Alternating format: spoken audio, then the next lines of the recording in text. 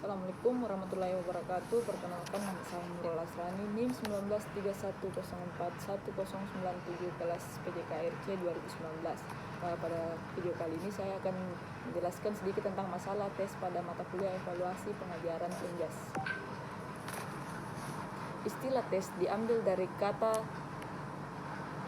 dari kata testum, suatu pengertian dalam bahasa Prancis kuno yang berarti piring yang menyediakan logam-logam mulia.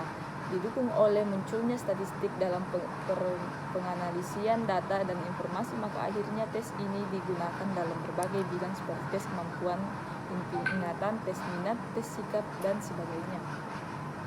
Arti dari beberapa istilah-istilah yang berhubungan dengan tes ini. Tes merupakan alat atau prosedur yang digunakan untuk mengetahui atau mengukur sesuatu dalam suasana dengan cara aturan-aturan yang telah ditentukan.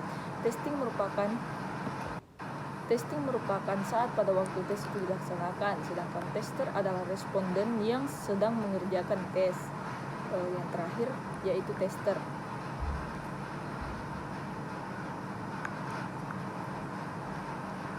Tester adalah orang yang diserahi untuk melaksanakan pengambilan tes terhadap para responden. Tugas tester yaitu mempersiapkan ruangan dan perlengkapan yang diperlukan, membagikan lembaran tes dan alat-alat untuk mengerjakan, menerangkan cara mengerjakan tes, memberikan tanda-tanda waktu, mengumpulkan pekerjaan responden, dan mengisi berita acara atau laporan yang diperlukan jika ada. Selanjutnya, persyaratan tes. Sumber persyaratan tes ada dua hal, yaitu menyangkut mutu tes dan menyangkut pengadministrasian dalam pelaksanaan tes. Meskipun sudah mengikuti aturan tentang suasana, cara, dan prosedur yang telah ditentukan menurut Gilbert Sachs, ada kelemahannya. Ada kalanya tes secara psikologis terpaksa menyinggung pribadi seseorang walaupun tidak disengaja demikian. Menyinggung pribadi seseorang walaupun tidak sengaja, misalnya dalam rumusan soal, pelaksanaan, maupun pengumuman tes. Tes menimbulkan kecemasan sehingga mempengaruhi hasil belajar yang murni. Tidak dapat dipungkiri bahwa tes akan menimbulkan suasana khusus yang mengakibatkan hal-hal yang tidak sama antara orang lain.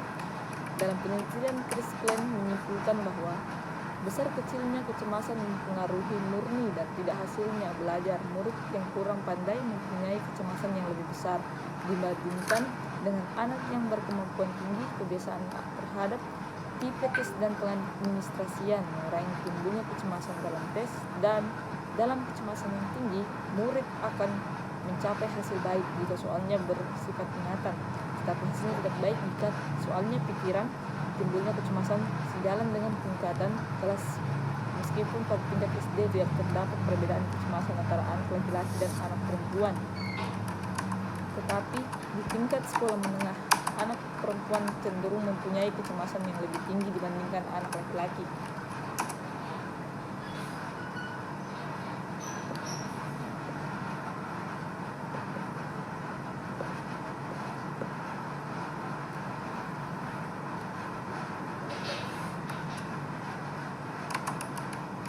Selanjutnya, tes mengategorikan siswa secara tetap. Dengan mengikuti hasil tes pertama, kadang-kadang orang melalui membedakan cap kepada siswa menurut kelompok atau kategorinya. Misalnya, A termasuk pandai sedang atau kurang. Sangat sukar bagi tester untuk mengubah predikat tersebut jika memang tidak sangat menyolok atau hasil dari tes berikutnya.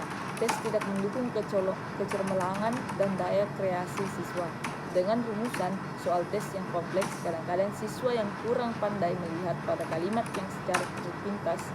Cara ini boleh jadi menguntungkan karena waktu yang disediakan tidak banyak, habis terbuang. Tes hanya mengukur aspek tingkah laku yang sangat terbatas. Manusia mempunyai seperangkat sifat yang tidak semuanya dapat diukur melalui tes. Tingkah laku sebagai cermin dari sifat-sifat manusia, ada kalanya lebih cocok diketahui melalui pengamalan secara cermat. Ciri-ciri tes yang baik yaitu memiliki validasi, reliabilitas, objektivitas, praktikabilitas, dan ekonomis. Validitas Perlu dipahami perbedaan arti validitas dengan valid. Validitas merupakan sebuah kata benda, sedangkan valid merupakan kata sifat. Jika data yang dihasilkan oleh instrumen benar dan valid sesuai kenyataan, maka instrumen yang digunakan juga valid. Sebuah tes disebut valid apabila tes itu dapat mengukur apa yang hendak diukur. Istilah valid sangat sukar dicari gantinya. Ada beberapa macam validitas, yaitu validitas logis atau logical validity, validitas ramalan atau productivity validity, dan validitas kesejajaran atau concurrent validity.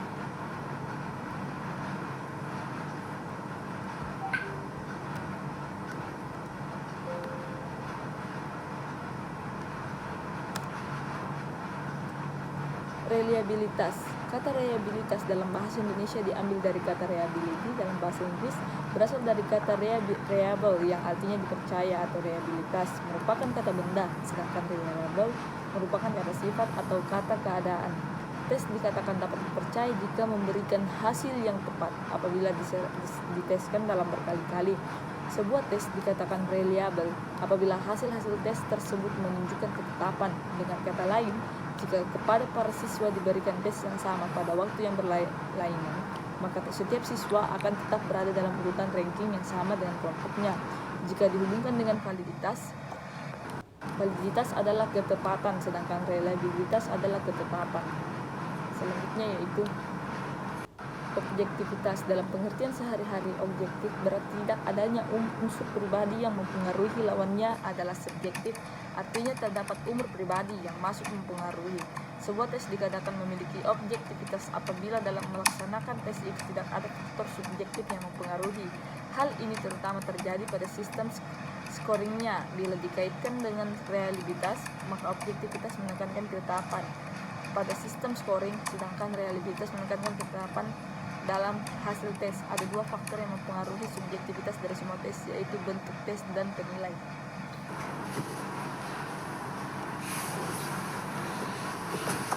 Selanjutnya yaitu bentuk tes. Tes berbentuk uraian akan memberi banyak kemungkinan kepada si penilai untuk memberikan penilaian menurut caranya sendiri. Dengan demikian, maka hasil dari seseorang siswa yang mengerjakan soal-soal dari sebuah tes akan dapat berbeda apabila dinilai oleh dua orang penilai. Itulah sebabnya waktu ini ada kecenderungan penggunaan tes objektif.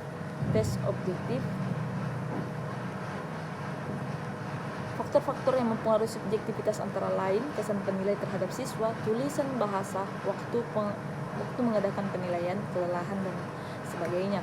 Untuk menghindari atau mengurangi unsur subjektivitas dalam pekerjaan penilaian, maka penilaian atau evaluasi ini baru dilaksanakan dengan mengingat pedoman. Pedoman yang dimaksud terutama menyangkut masalah pengadministrasian, yaitu kontinuitas dan komprehensivitas. Evaluasi harus dilakukan secara kontinu atau terus-menerus. Dengan evaluasi yang berkali-kali dilakukan, maka guru akan memperoleh gambaran yang lebih jelas tentang keadaan siswa. Demikian yang dapat saya sampaikan. Mohon lebihnya, sekian. Assalamualaikum warahmatullahi wabarakatuh.